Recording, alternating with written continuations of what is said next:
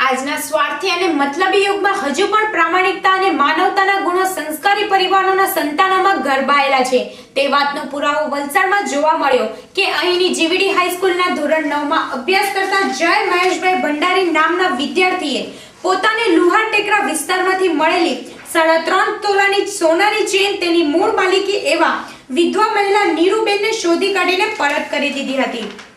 આ ઘટનામાં વિદ્યાર્થી જય ભંડારીની માતાએ પરિવારજનોએ પણ માનવતાના ધોરણે ચેન પરત કરવામાં પોતાની નિષ્ઠા બતાવી હતી।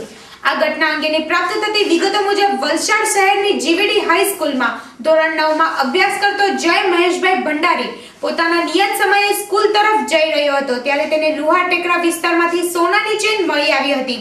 આ સોનાની ચેન તેણે પોતાની મમ્મીને બતાવી હતી। પરિણામે તેઓએ આ ચેન જેની હોય તેને પરત કરી દેવાનું નક્કી કરાયું હતું અને તપાસ કરતા આ સોનાની ચેન મૂળ છડવાડા નવાપુર ગામના સિદ્ધશિલા 2 માં રહેતા નીરુબેન અમૃતભાઈ નામક વિધવા મહિલાની હોવાનું જણાતા તેઓએ આ ચેન પરત કરી દઈને પ્રામાણિકતા અને માનવતાના દર્શન કરાવ્યા હતા।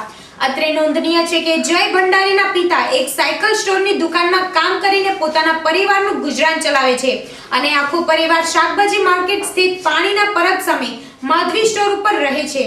જેઓની આર્થિક સ્થિતિ નબળી હોવા છતાં તેઓએ કોઈ પણ લાલચમાં આવ્યા વગર પોતાના સંસ્કારના ગુણોને જાળવી રાખતા આજના કળિયુગમાં માનવતા અને પ્રામાણિકતાના દર્શન કરાવી અન્ય લોકો માટે પ્રેરણા સ્ત્રોત બન્યા હતા।